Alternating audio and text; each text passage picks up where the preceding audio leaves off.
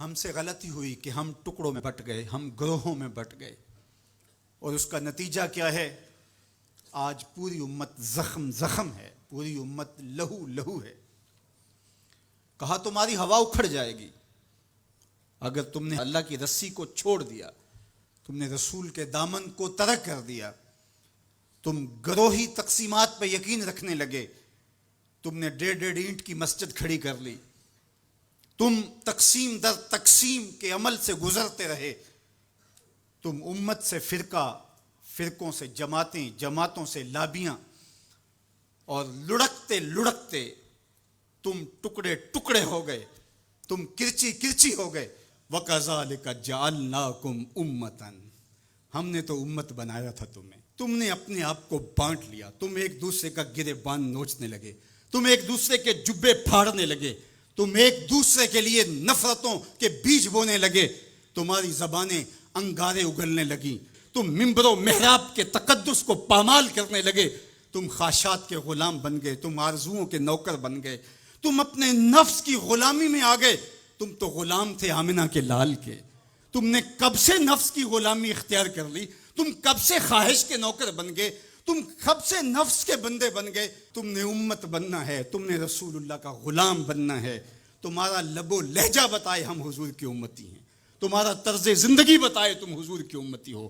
تم ترازو پہ کچھ تول رہے ہو تو لوگ دوسری طرف بھی منہ کر کے کھڑے ہو جائیں، یہ غلط نہیں تول سکتا، یہ امت رسول ہے۔ تم بول رہے ہو، لوگوں کو یقین ہو کہ یہ جھوٹ نہیں بول سکتا، یہ رسول اللہ کا امتی ہے۔ تمہاری وحدت، تمہارا زور ہے، تمہاری طاقت ہے، تمہاری توانائی ہے۔ تو فرمایا وَكَذَلِكَ جَعَلْنَاكُمْ أُمَّةً، ہم نے تو امت بنایا تھا تمہیں۔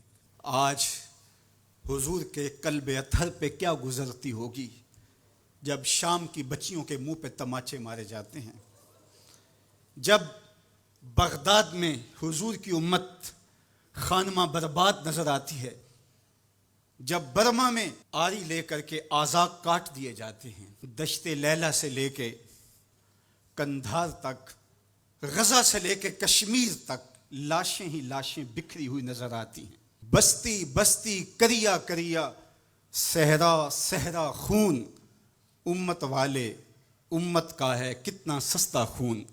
شام، قدس، کشمیر اور برما، کس کس کا احوال کہوں، ہر سو زخمی، ہر سو لاشیں، ہر سو بہتا خون، امت والے امت کا ہے کتنا سستا خون۔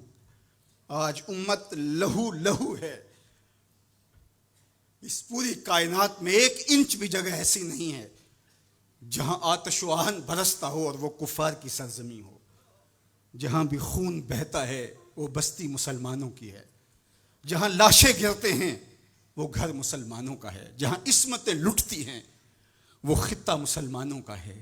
یہ ہمارے گناہوں کی سزا ہے جو ہم کاٹنے پہ مجبور ہیں، اور جب تک ہم امت نہیں بنتے تب تک رسوائیاں ہمارا مقدر ہوں گی۔ قوت عشق سے جب دہر میں اجالا نہیں ہوتا تو پستیوں کو بلندیوں سے بدلنے کا کرینہ آپ نہیں سیکھ سکتے۔